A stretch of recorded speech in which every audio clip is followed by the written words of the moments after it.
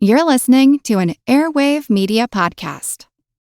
Welcome to From Beneath the Hollywood Sign. If you love old movies, Hollywood history, or the golden age of filmmaking, you've come to the right place. This is the podcast that talks about amazing stories of Tinseltown from another era and fascinating conversations with writer-producer Steve Cubine and actress-writer Nan McNamara. So, Steve, did Ava Gardner and Howard Hughes have a good relationship? Well, they did until he dislocated her jaw. What? Well, don't worry. She hit him back with an ashtray. From Beneath the Hollywood Sign is the gin joint for you.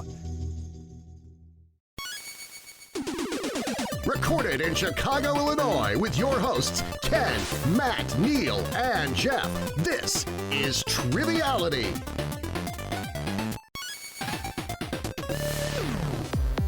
Hello and welcome to Triviality, the game where a lack of seriousness meets a little bit of knowledge. My name is Neal, and I'm joined here today by Jeff and Ken. How are you both? Hi, Neal. What's up? Good to see you. Even in masks, I still like looking into your eyes, through your soul, and into all that is you, if that makes sense. Thank you. Yeah, you're welcome. That's more layers than I think I actually have. Yeah, and you do compare yourself to a nice layered cake with sprinkles and cheesecake in the middle with a little bit of red velvet. That's how you told me you consider yourself, right? What are you talking about, Neal? And I lost the He's, thread he's, here. he's saying that he likes looking into Jeff's baby blues and my poopy browns. That's right. And Matt fell into my trap. I was trying to vamp until Matt got so fed up he would introduce himself. How are you, Matt? I'm doing okay, a little less good than a couple minutes ago before you went on your cake rampage. That's all right. Well, like Triviality and like all the memes going around, if you cut Triviality, we are actually a cake. So so enjoy that, everyone on the internet. But we have some very special guests with us today. One of us is not hosting today. We have a guest host today, and he's coming to us right outside of Philadelphia, and he is an Oakland 5 supporter on Patreon, and we appreciate his support, and that is Alex Schoifet. How's it going, Alex? Doing well. Thank you for having me on. We're super excited to have you here. Why don't you tell us about yourself? Yeah, so I live in the Philadelphia area. I'm currently a fourth-year medical student around here. I actually will find out where I match for residency in about a week. So by the time this episode drops, I'll know where I'm going. I'm going into adult medicine, general adult medicine, otherwise known as internal medicine, and we'll see what happens. Excited to host today. So you'll be an intern, right? Yes, intern first, and then after that, it's 2 years of residency, and then if I want to specialize after that. Yeah, you go from intern exactly. to internist. Yep. And then if I want to specialize, we'll see after that. But I'm not quite sure if I want to do that just yet. Okay. That's really exciting. Yeah, glad to hear you're going into that trade, and hopefully our show has been some distraction from the studies. I'm sure you have a lot of studying. Yeah, it's been good. I actually this week I was on critical care. I was in the intensive care unit this past week, so it's been busy. But this has been like my really good break. I have the full day off, so I'm excited to host the game. Nice. Awesome. Well, we're happy to have you here, and I have a list here that I was sent, and there's no sound effect there; it didn't work. Anyway, we have a list of where you could possibly be an intern. It looks like it could either be Chicago Hope, Grey's Anatomy, or New Amsterdam Hospital. Seattle Grace. Or what's the hospital in House? It doesn't exist. It's like the Princeton Plainsboro, right? Yeah. There you go. Oh, so you'll be the new House. Yeah. And we'll call you Dr. Duplex. You have twice the knowledge of House. Okay. All right, well, I tried. Your foundation crumbled on that one. It did. That's what happens when you buy Mac makeup products. Okay, so our next special guest is going to be playing today, and she's coming to us from Spartansburg by way of New Mexico, and is also an Oakland 5 supporter on Patreon, and that is Olivia Rietmann. How are you, Olivia? I'm doing great. Thanks. I'm super excited to be on the show today. We're excited to have you. Tell us a little bit about yourself. Yeah, so I'm actually a chiropractic intern, so that's kind of cool. We got the best of both worlds with chiropractic and medicine. So I am studying in South Carolina right now. So by this time next year, I'll be a doctor of chiropractic, and the plan is to go back to New Mexico and open my practice there. So based on how much we talk about Neal's back and neck on this show, do you have a solution for him? He definitely needs to go see a chiropractor. He needs some of those like space boots that hang you upside down. Yeah. An inversion table. I could probably use that. I do need a little bit of needling. I have cervicogenic headaches, which I'm sure Olivia is familiar with. So I need a little bit of adjustment there. I'll give you a little needling later tonight. Okay, that sounds good. Doesn't sound that good. Well, the pinch is worth the squeeze, is what they say, I think.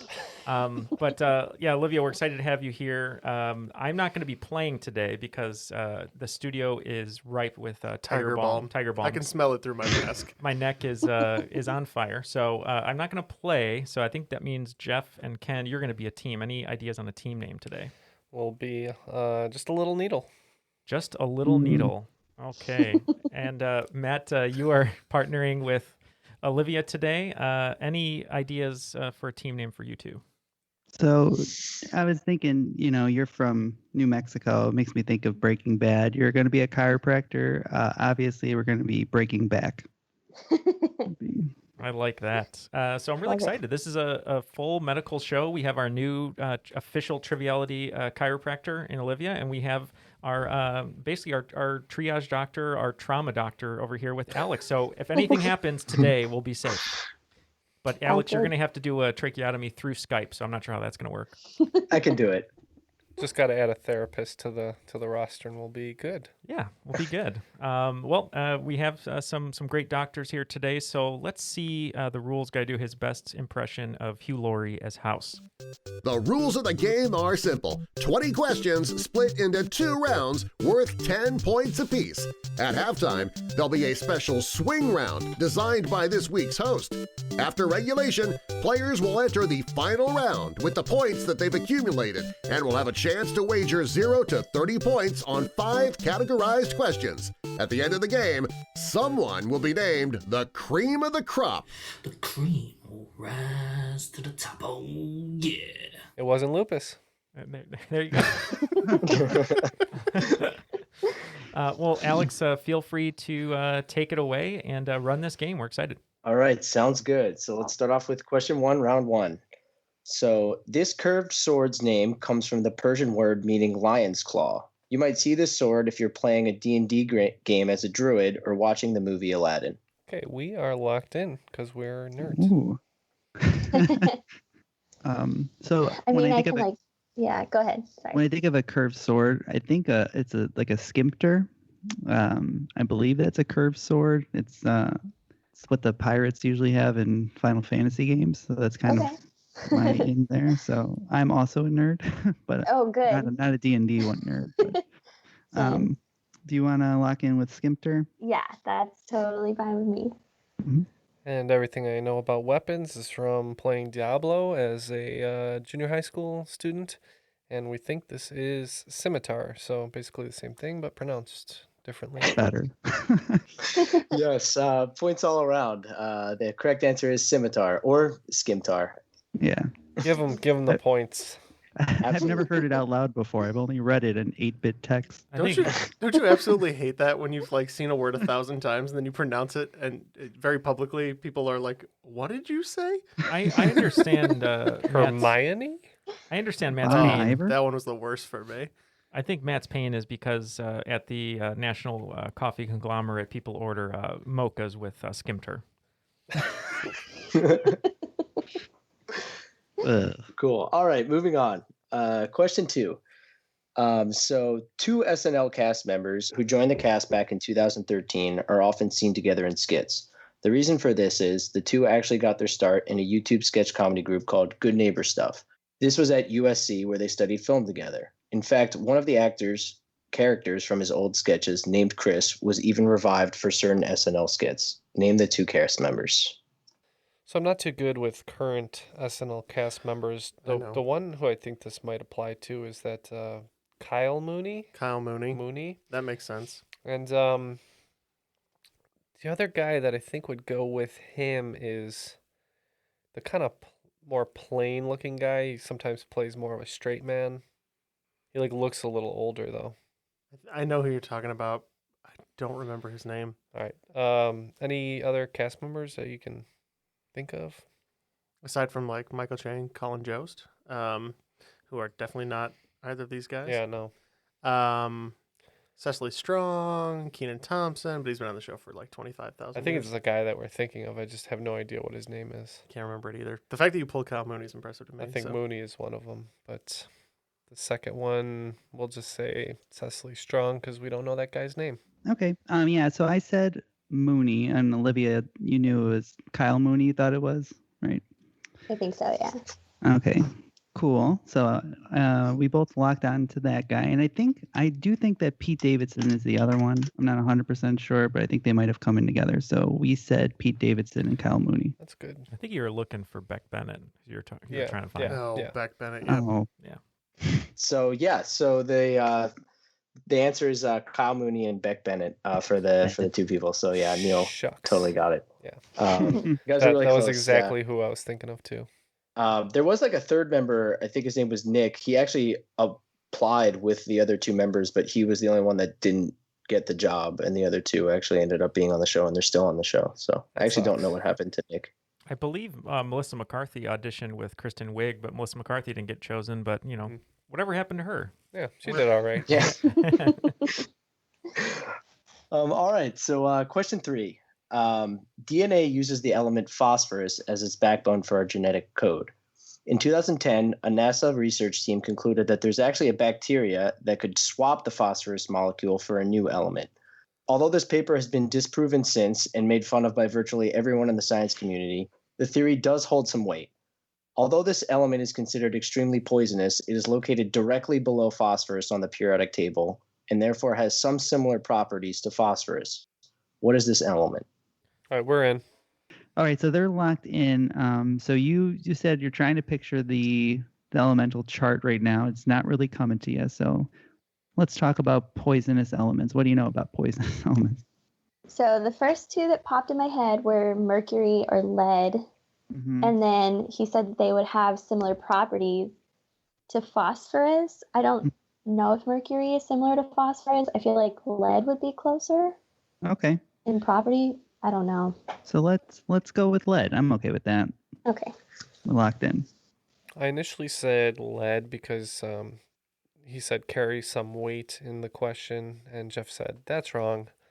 And we kind of I could be wrong. Don't put me on a pedestal. Well, we kicked around some other ideas. I said sulfur, but that's not poisonous. And then I thought about poisons, and I thought about arsenic, and we went with arsenic.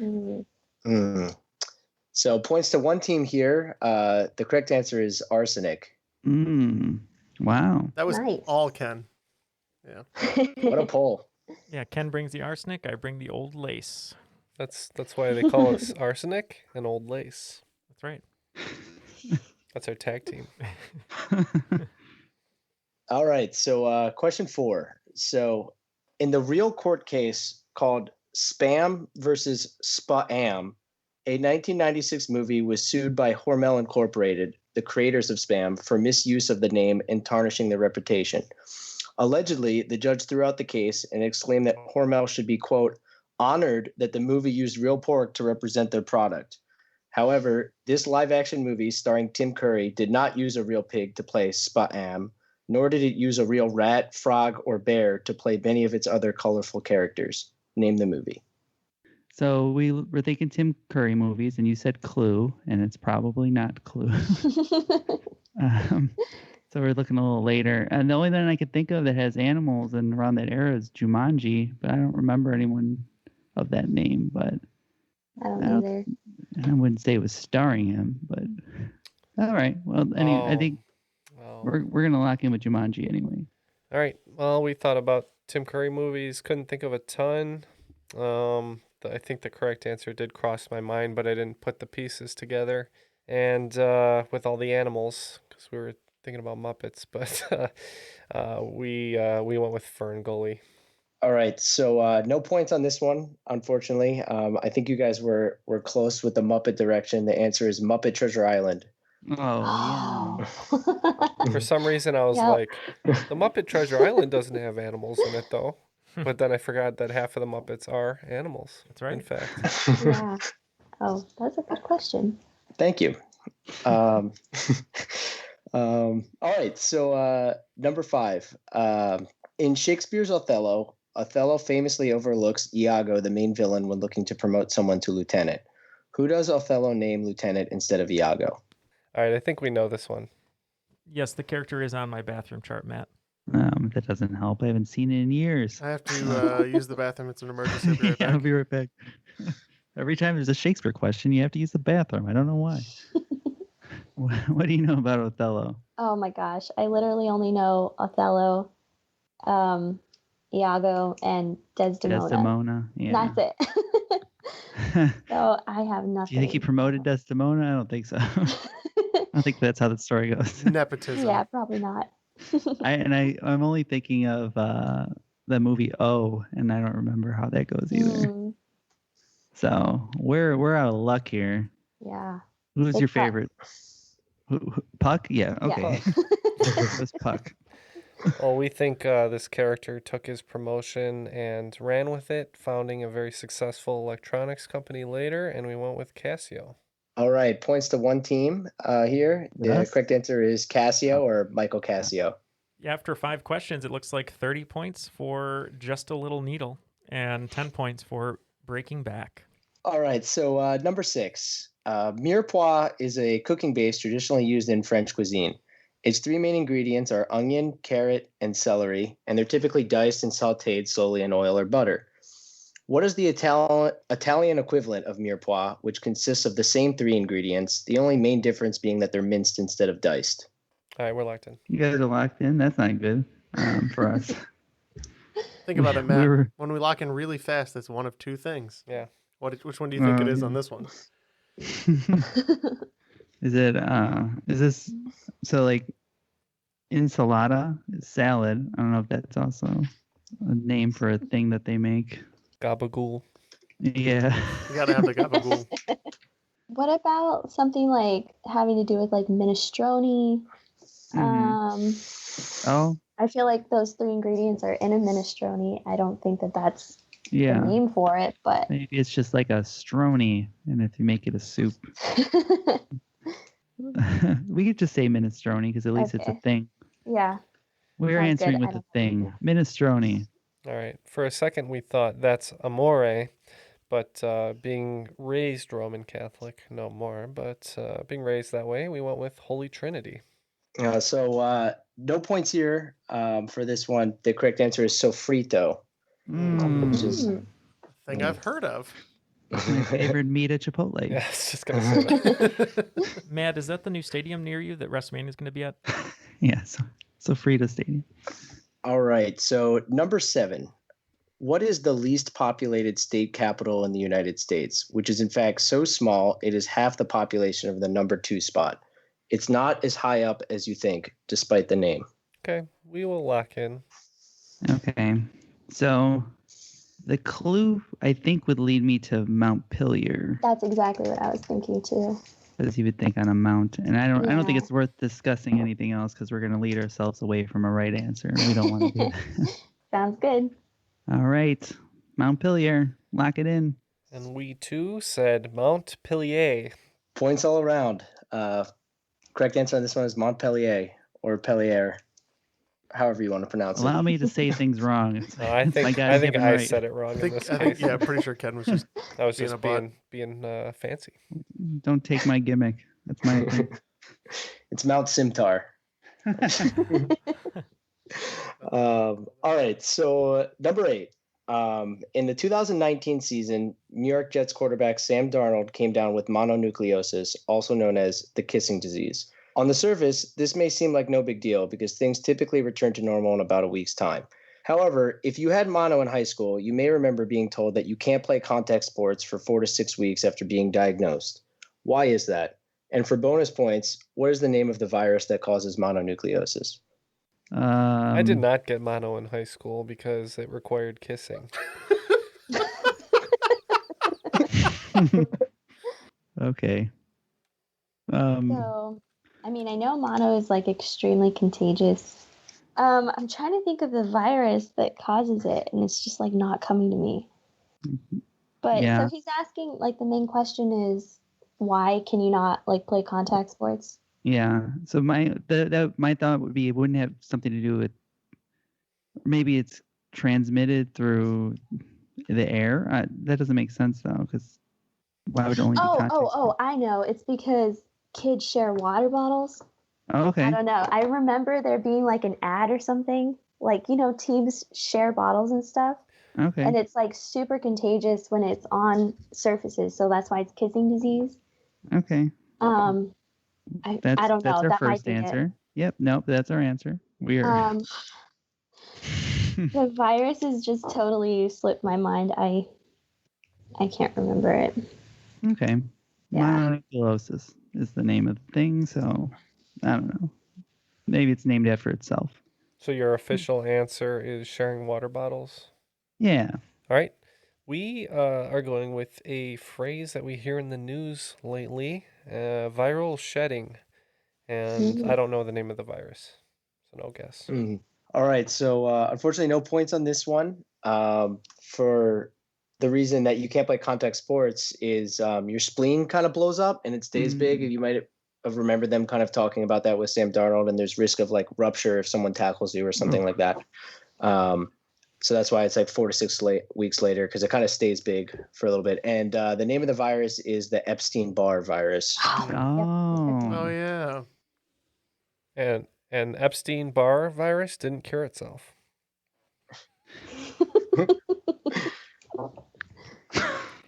Matt got it. Took Matt about 10 seconds. I was like, Oh, man. okay.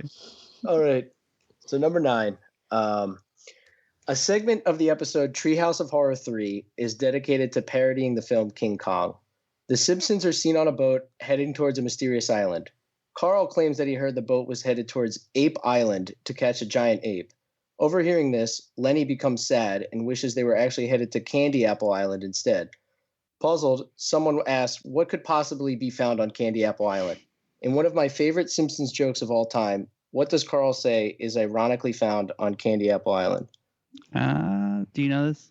I don't. I can lock in. Okay, good.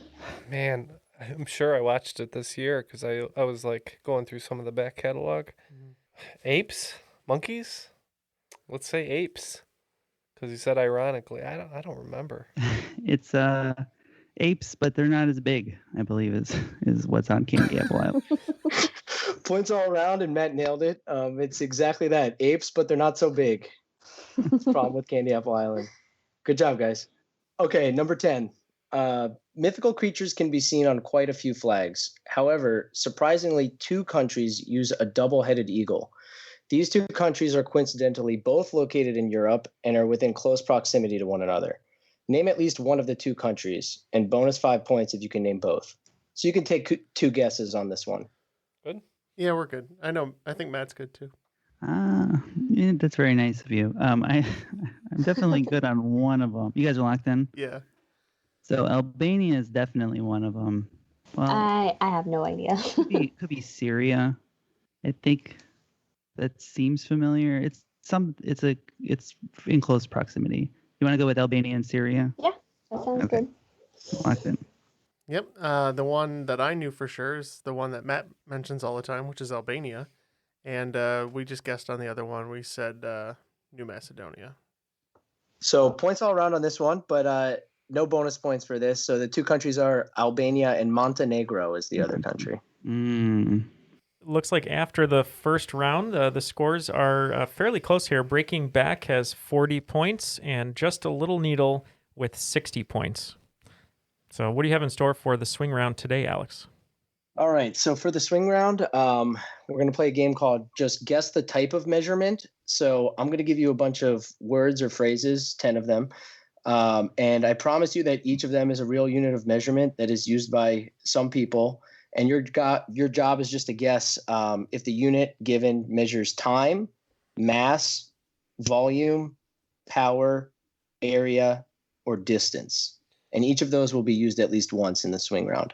All right. So your words and phrases are a jubilee, an Olympiad, a pirate ninja, a butt or a buttload, a slug, a Mickey, a board foot, a barn, a Dalton, and a beard second. All right, we will consider these, and we'll be right back.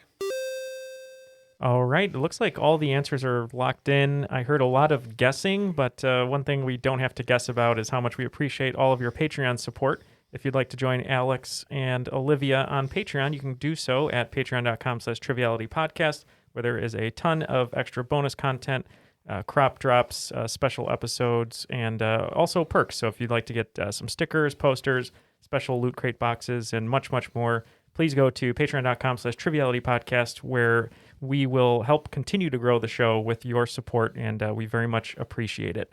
Alex, feel free to take it back away. All right, so first up, we have Jubilee. What'd you guys put? We put that is a unit of time. We don't know most of these. Matt said that this was he was thinking it was a unit of power. So we went with power. So a Jubilee points to one team here. A Jubilee is a unit of time, actually measuring 50 years. Oh. If a Jubilee was a unit of power, we would decide it was the weakest X-Man, right? With the coolest jacket, though. With the coolest jacket. Oh, definitely the best design. No doubt. All right, so for the second one, I have Olympiad. Felt a little on the nose, but we said power. We went with area. When you guys hear this one, I have a feeling you're going to be a little disappointed. It is a unit of time, and it's 4 years. Oh, man. I didn't know these were going to make sense. We're in trouble. Don't worry, the next one doesn't make any sense. It is a pirate ninja. Oh, man, if you want to show strength, pirate ninjas. So we said power. And we went with mass. So you can measure something in units of power, pirate ninjas. So points to one team here. It is power. The NASA needed a unit because since power is energy like per time, and since for the Mars rover, Martian days are different than Earth days, they needed some arbitrary unit of basically how much energy it would expend in a day, in a Martian day. So they decided to call it a pirate ninja for whatever reason. I'd heard that one before, I think. Maybe it was in The Martian, maybe not. Maybe it was just a pop culture thing that I heard. All right, so next I have a butt or a buttload. Yep. Being very prevalent drinkers, Ken and I were absolutely sure that once we had blown past our flagons and casks that we were drinking by the butt, so we said volume. Yeah, You shouldn't drink by the butt. Yeah, we also said volume. And points to both teams on this one. It's volume. I think it's like 100-something gallons. It's pretty big. It's a big one. Or is that a hog? Or is that a hogshead? Is 166 gallons? Yeah.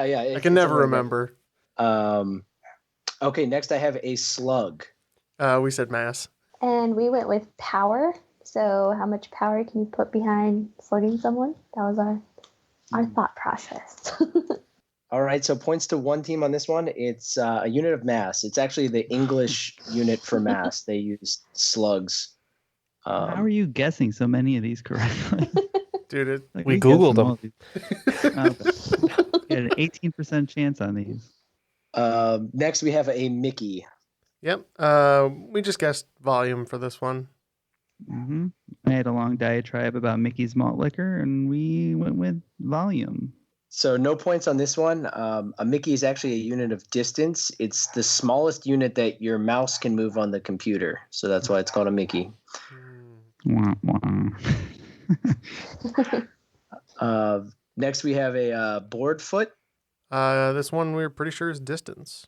And we didn't want to be wrong with maybe an obvious answer, so we also went with distance.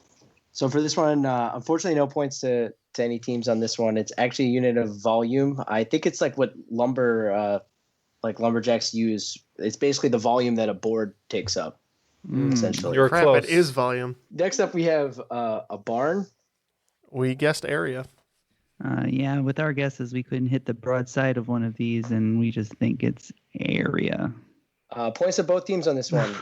It is area, and that's exactly where it comes from. I think it originated with the Hadron Collider, and I guess it's so hard to get the two like subatomic particles to hit each other that they would joke that they're Hadron Collider couldn't hit the broadside of a barn. So then they measured basically the distance, or I guess the exposed area of a subatomic particle, and they called it a barn. Wow.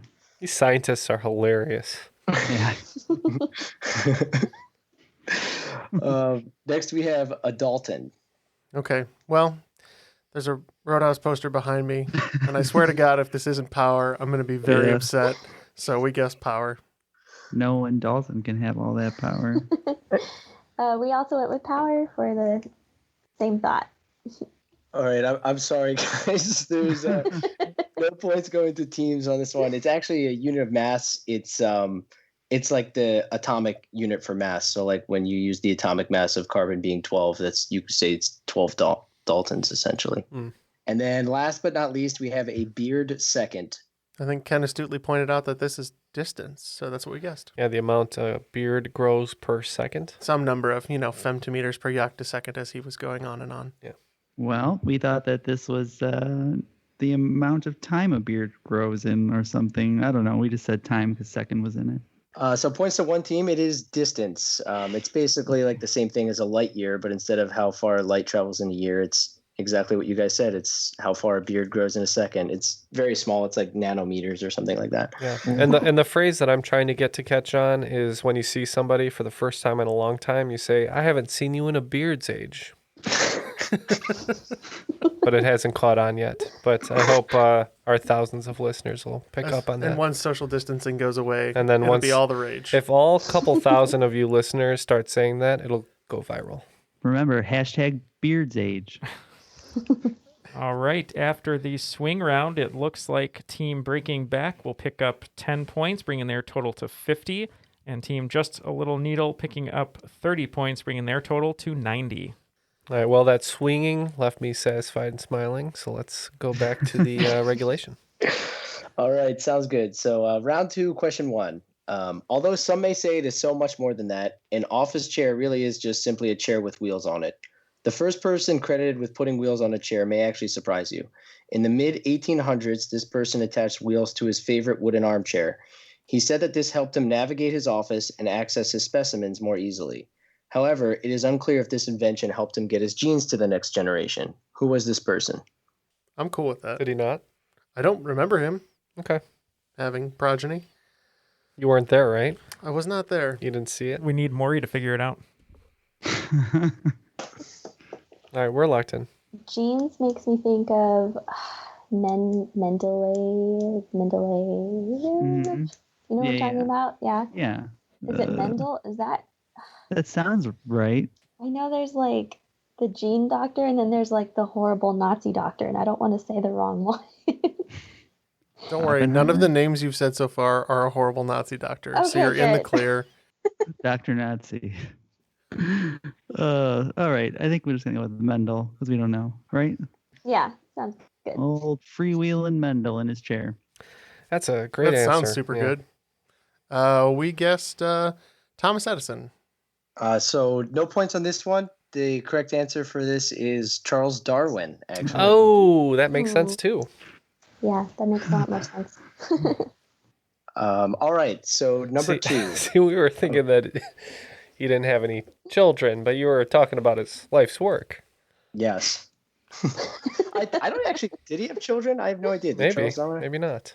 Be kind of ironic if he didn't, but He probably, you know what? He probably did have children, but maybe he just took Tesla's. Maybe.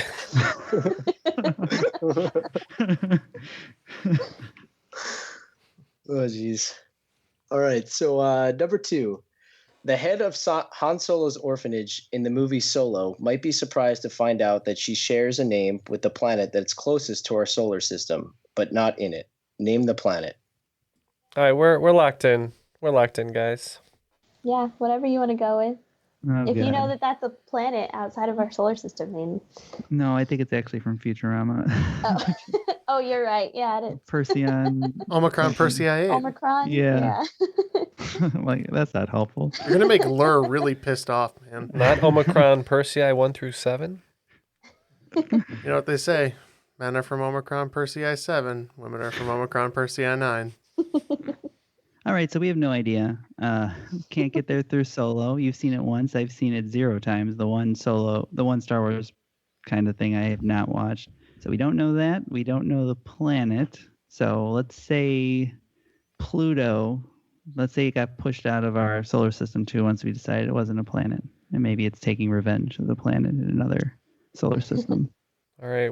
We know the closest star to our solar system is Proxima Centauri. We don't know about planets, but I thought Proxima would make a pretty cool character name, so we just said Proxima. All right, so points to one team. The answer is Proxima. Proxima B to be precise, but I would have just accepted Proxima because they gave a bunch of letters to all the planets in the Proxima solar system. Cool. All right. Cool. Question 3. This late-night talk show host, if he can even be called that, often uses shock humor, surreal comedy, and tortures his guests during his short 10-minute episodes. It may surprise you that this host went to Berklee College of Music, where he played the double bass and earned a Bachelor of Fine Arts. Rumor has it he stood at the gates of Berklee screaming, "Let me in," until they finally let him in. Who was this talk show host? Do you know this one, Olivia? I don't. Well, we're locked in. I see his billboard every day. Do you think this is the Between Two Ferns? That's what I'm thinking. Zach Galifianakis? Yeah. Yeah, And 'cause while Stephen Colbert is not a very good interviewer, I wouldn't call it torture. No. And Eric Andre has like a full 30-minute show that he used to do, right? It could be him. Eric Andre, that's not a bad guess either. But it could be Zach Galifianakis. I don't know. I thought Eric Andre had like a full 30-minute format show on like Cartoon Network or something, right? Yeah. All right, we'll go with Zach Galifianakis, I guess. Oh, you guys, you're so close. It's this one's definitely Eric Andre. Yep, that's exactly right. Points to one team. The correct answer is Eric Andre. So basically, we're that Eric Andre meme right now where he shoots the guy in the chair, and then we blame your team for it. I was thinking of using that one, but it was much harder to incorporate into a question than the let me in give. So, yeah. Question 4. It is somewhat well known that Ryan Gosling was in an episode of Goosebumps called Say Cheese and Die. However, the Goosebumps series could also be accredited with discovering this Canadian actor who would go on to hold a lightsaber in the Star Wars universe. I didn't know Samuel Jackson was Canadian.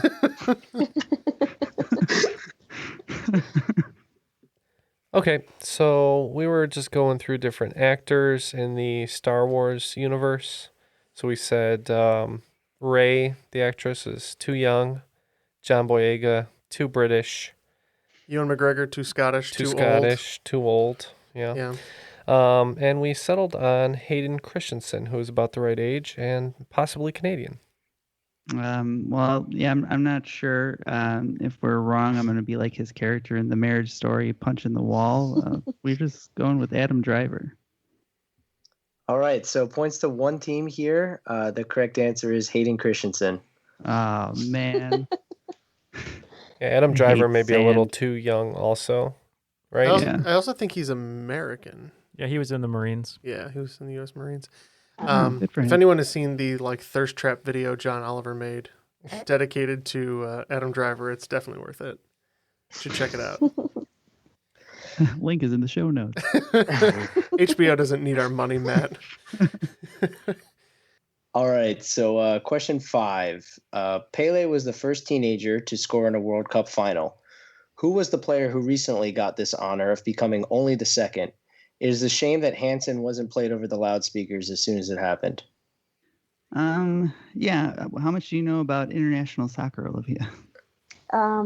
Like nothing. Absolutely nothing. How much do you know about Hansen? Big Hansen stan? Oh, yeah. Stan Hansen. No. He's a wrestler. That's about it. Oh, no. Hey, Don't know anything about raise that. your hand if you've seen Hansen live in concert. Just me? It's just Ken. I really have. I swear to God, guys. Yeah, their new stuff slaps. We can. If you like adult contemporary, it kind of does. Yeah. Nickelback Light, they've been called. I think so. Mbop is interesting because I think it's actually pretty much the answer. His name's like Mbappe or something like that. So that's what we're locking in with Mbop. So we wrote Zach, Taylor, whatever it is, Isaac, and Mbop on this page, and we couldn't work Mbop into an answer, so we went with Isaac. All right, so points to one team here. The correct answer is Mbappe. Wow. Or Mbappe, or we don't do pronunciation here. Yeah, the only reason I know that is I was watching, maybe it was the World Cup or something, and he became like my favorite international player. I think he was on France's team. Really, really good. So after the first 5 in the second round, it looks like Team Just a Little Needle is going to be adding 20 points. So they're at 110, and Team Breaking Back also adding 20 points will be at 70. All right, so for question 6, I just need you to list these metals in order from least expensive to most expensive as of the date of recording. And your 3 metals are just gold, platinum, and rhodium. Okay, so really quickly, we latched onto gold probably being below platinum. And now we're just trying to figure out where rhodium fits. And much like Jimmy Eat World, we're putting it in the middle, I think. Does that make sense to you? Yeah. Okay. Yeah, All right, so we're going with gold, rhodium, and then platinum. All right. I thought rhodium with like palladium and iridium was like really expensive, like some of the other platinum group metals. So we said gold, platinum, and rhodium.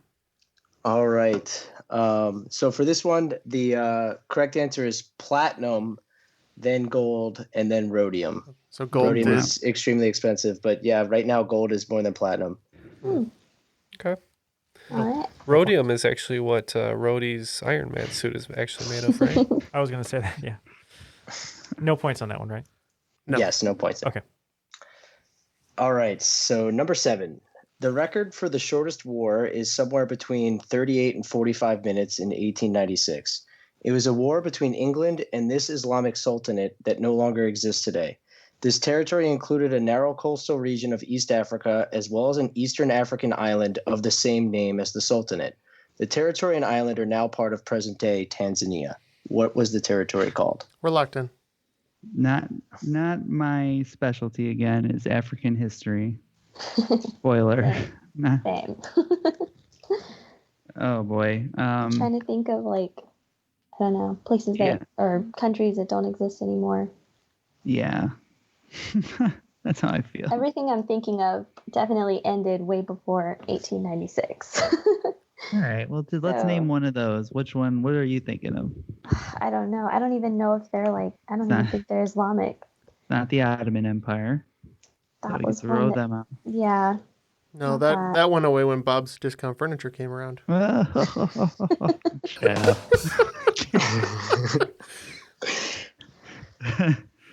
Spent so much time thinking about whether we could. This is. I don't even think we can give a good guess. Right? I can't think of anything. Constantinople. That's Sounds a thing. Old. Yeah. That's Yeah, a thing. old timey Constantinople. Locked in. You really shouldn't feel bad about not knowing this one because I think this is one where you kind of just know it or you don't. You better be right now. And I think it came up for us at bar trivia like 3 years ago. And I just absorbed the fact and I haven't forgotten it. I believe this is Zanzibar. Oh, yes. All right. Points to one team here. Yeah, the correct answer is Zanzibar. Nice. My favorite nougaty candy. It's also Zanzibar. where Jack Black orders his food from the song Gently. You'll have to bleep that, but yeah. I know I'll have to bleep it. I do that.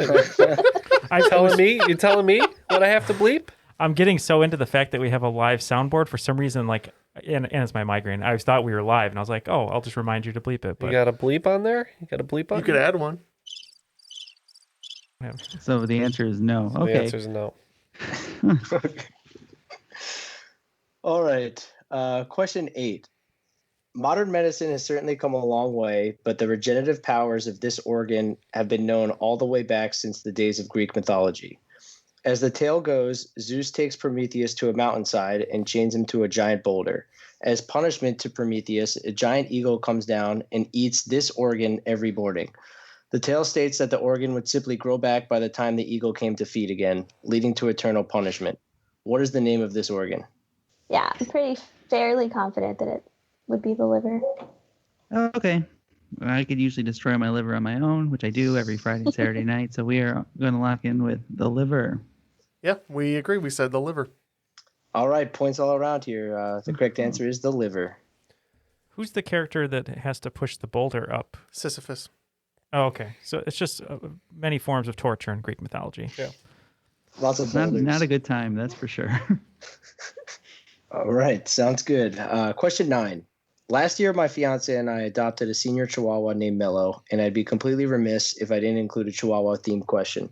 So, what is the name of Elle Woods' Chihuahua in the movie Legally Blonde? Oh. Do I have to bleep that, Neal? Do I have your permission? You have to bleep that. Time code. Time code. All right, we are locked in with a bad guess. Okay. Yeah, I like that.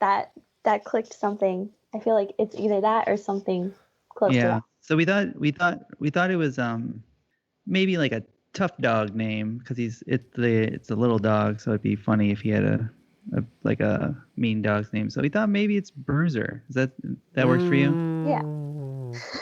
So we're locking in with Bruiser. Yeah, I think you're right. We couldn't remember. We said Mr. Muffins because it's funny. Wow, what a pull. Points to one team here. The answer is Bruiser. Good job. We were thinking it was a Mr. Something too for a while. It sounded familiar, but then I don't know. I know I saw it in the theater. That's where my life was. 5 times. Last week. It's the only movie showing. All right. Question 10. Chess has experienced quite the boom over the past year thanks to the series The Queen's Gambit and the rise of a lot of popular chess streamers such as Hikaru Nakamura. Who is currently the #1 chess player in the world who is from Norway? The guy that you said. No. I have no idea. Shinsuke Nakamura, right? That's what you said? No. No. Holy crap, what is his name? Oh, you know. I've seen him before online. Like, YouTube recommends chess videos to me once in a while. And there's like different chess records, I guess, for like speed chess and like different forms. And I'm just trying to remember if I can pull his name at all. Is it Watson? Is he playing? Watson, yeah. I don't know his name at all, so. Tim in Deep Blue. So if you don't know, we're going to lock in with Lucky Jørgensen. I like it. That was the evil coach on the Norway hockey team D2, I think. It was Iceland. Yeah. Oh, you're right. Get your facts straight. Unbelievable, Matt. Very disappointing. There's a new Disney Plus series coming out. The Ducks are the bad guys. Plot twist. Maybe they always were. So much for Gordon Bombay's influence. Mm-hmm. Yeah, and all I know about chess is from The Queen's Gambit. And that's not much because they don't really describe chess very well in that movie. No. She has wonderful fashion, though. That's what it's mostly about. I don't know. But they're going with Jørgensen. Let's just go with the classic Johnson, right? I don't know. We're not going to get anywhere. Yeah. All right. So the correct answer is Lucky Jørgensen. No, I'm just kidding. It's not Lucky Jørgensen. The correct answer is Magnus Carlsen. No points. That is a name I know. Yeah, that was close. I got the I wish sun. it was Lucky Jørgensen, though. Oh, that would be my indie wrestler name. After regulation, it looks like Team Breaking Back is going to have 90 points going into the final questions, and Team Just a Little Neal is going to have 130. All right. So your categories are Cecil, Terra, Cloud, Squall, and Zidane. Oh my All god. right. Oh my god. Oh. This is a total mislead. Makes me want to wager 30 on all of them. These are Final Fantasy characters for those at home. Who And Olivia. aren't aware. Yeah. All right, the wagers are now locked in. So let's get the questions. All right. So Cecil. The Cecil Hotel in LA is a rather infamous place for its many gruesome murders, suicides, and mysterious deaths taking place there. Recently, the place gained new attention with a Netflix series called The Vanishing at the Cecil Hotel. The show centers around one victim who died in 2013. She was last seen frantically pushing the buttons in the elevator and caught national media attention when her body was found in one of the water supply tanks. Reportedly, there was complaints of low water pressure and it tasting funny. What was the name of this victim? All right, Tara. Terra is the personification of Earth named by the Romans, with Terra Mater meaning Mother Earth. The Greeks also had a name for Earth that is Terra's equivalent. What is it? And if you don't know it, the world in Final Fantasy VII shares the same name. Cloud. From funnel clouds to cumulonimbus clouds, clouds can take on many names. What is the name of the wispy, shelf-like clouds that are formed from ice at high altitudes? Squall. White Squall is a movie I have not seen, but is by all accounts a wildly mediocre film starring Jeff Bridges and directed by Ridley Scott. Between those two legendary people, how many Oscar wins do they share? And Zidane. Zinedine Zidane is perhaps most famous for his headbutt at the 2006 World Cup Finals. He is currently the manager for which La Liga football club? Okay. We have the questions, so we will work on our answers, and we'll be back. Okay, all the answers are now in, so hopefully we did okay. Let's find out. Okay, so for Cecil. The Cecil Hotel in LA is a rather infamous place for its many gruesome murders, suicides, and mysterious deaths taking place there. Recently, the place gained new attention with a Netflix docuseries titled The Vanishing at the Cecil Hotel. The show centers around one victim who died in 2013. She was last seen frantically pushing the buttons in the elevator and caught national media attention when her body was found in one of the water supply tanks. Reportedly, there was complaints of low water pressure and it tasting funny. What was the name of this victim? First of all, gross. Second of all, we don't know. I don't tend to watch these sorts of documentaries and things, but I think I remember the commercials. To me, it looked like a woman of Asian descent, but I'm not sure about that, and we just guessed Lee as a guess. We wagered 20 on this one. Olivia, you said you'd recently watched this. What did we put down as the answer? We put, is it Alicia? Elisa. We wagered 15. All right. So the correct answer in this one is Elisa Lam. So good job. Points to one team, yeah. Yeah, I watched it right away when it came out. It's very interesting and not too far from my apartment. All right, Terra. Terra is the personification of Earth named by the Romans, with Terra Mater meaning Mother Earth. The Greeks also had a name for Earth that is Terra's equivalent. What is it? And if you don't know it, the world in Final Fantasy VII shares the same name. We wagered 15 again for this one, and we were pretty certain it's Gaia. Mm-hmm. We wagered 20, and I think it's also the name of the planet in Captain Planet. They refer to it as this, Gaia. Points all around. Gaia is the correct answer. Also, my favorite celebrity chef is Gaia Fieri. It's the Greek version. Yeah. Of Flavortown. All right, cloud. From funnel clouds to cumulonimbus clouds, clouds can take on many names. What is the name of the wispy, shelf-like clouds that are formed from ice at high altitudes? We wagered 15 on this one, and I think this is cirrostratus, if I remember right, but it's been a while since I've looked into clouds. Sounds good, right, guys? Sounds good. We wagered 20, and now hearing Nimbus in the question makes me think that we are wrong, because we locked in with just the plain old Nimbus. All right, so points to one team on this one. The correct answer is Cirrus or cirrostratus. Nice, Jeff. Can't take credit for that one. I take credit for the easy ones. All right. Squall. White Squall is a movie I have not seen, but is by all accounts a wildly mediocre film starring Jeff Bridges and directed by Ridley Scott. Between the two legendary people, how many Oscar wins do they share? Yeah, this one's tough. We wagered 15. I don't think Ridley Scott probably has that many Oscars just due to genre that he usually does.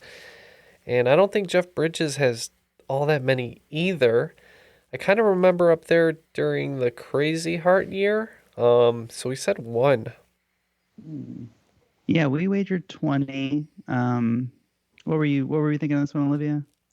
So we guessed that Jeff Bridges maybe had one for True Grit and Ridley Scott maybe for Alien. So we said 4 just to give ourselves a little buffer. Mm-hmm.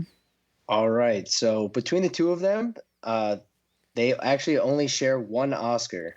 So points to one team. Good job, guys. Now that you say it, though, I think it was for True Grit, not Crazy Heart. No, it actually was for Crazy Heart, not True Grit. Oh. Yeah. Yeah.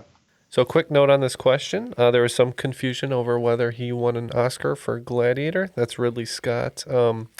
But he did not produce on that. So, even though it won Best Picture, he did not get a Oscar credit. And last but not least, Zidane. Zinedine Zidane is perhaps most famous for his headbutt in the 2006 World Cup Finals. He is currently the manager for which La Liga football club? We wagered 15 points, and we proceeded to name the only La Liga team that I knew. So we said Real Madrid. It's because it's the only one that matters, and it's probably right. And we wagered 20 because I'm almost 100% sure it's Real Madrid. Points all around on the last question. It's Real Madrid.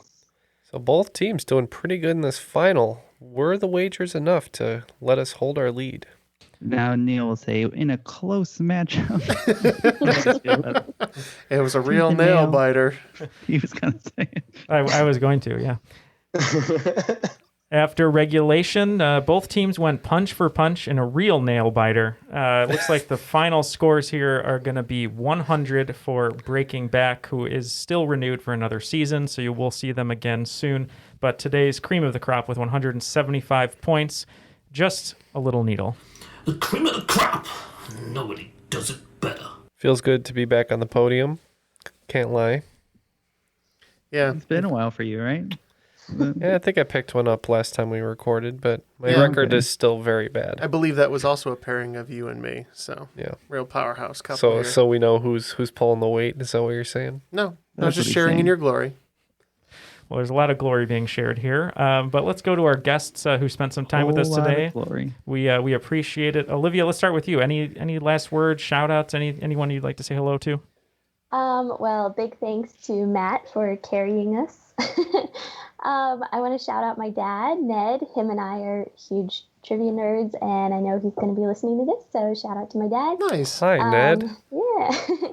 So I just want to say, get your spines checked. Chiropractic is about a lot more than just back pain, neck pain. It can help a lot of stuff.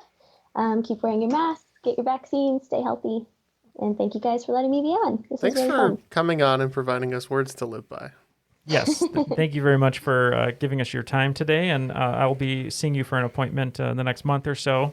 We'll see if it'll help. I would say it turns out that virtual chiropractic visits are not very effective, Neal. Probably not. Here, tell you what, you just give me instruction over the Skype call, and I'll do it on Neal. Neal, why don't you just fall backwards over your couch and see how that helps? I'm going to lift you over my head like Bane and then just drop you on my knee. Yeah, that's a real effective one. Hey, as long as we have your endorsement, we'll use it on the website. Oh, no. Okay. I don't endorse it. Okay. All right. Will your body break first or your spirit, Neal? Well, thank you for joining us, Olivia, and for your Patreon support. Also, a big thank you to Alex for today's game. A lot of great questions, ones I wish I was playing. And any last words or shout outs from you? First, thanks off to the entire Triviality community. When I reached out to have them edit the game, so many different people got back to me. I actually couldn't get to everybody, but so really thank you. You guys are so nice and so generous and really helped me a lot with these questions. I'd also like to thank my fiance, Zoe, who helped me out with many of these questions. Also, as well as basically my entire med school who will be watching this episode probably, as well as helping me out in between certain stuff in the student lounge, helping me out with questions, Pavan in particular, and Greg as well. So, yeah. Awesome. Well, thank you. Yeah, thank you. And if any of your friends end up joining you in a residency anywhere, I believe your performance today was good enough where they can just let you hit the snooze button once when you're taking a nap in between sessions. So thank you very much for joining us today, both Olivia and Alex. For Jeff, Ken, Matt, Olivia, Alex, and myself, my name is Neal, and that was Triviality.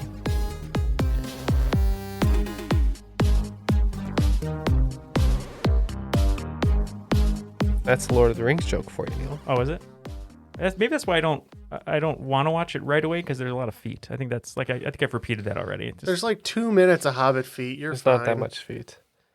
There's only 3 Tarantinos of feet in that movie. But any Tarantinos of feet is too many. So a Tarantino is a measure of how many feet. Very fitting today. Very fitting. I believe one Tarantino is 5 foot shots per movie. Yeah.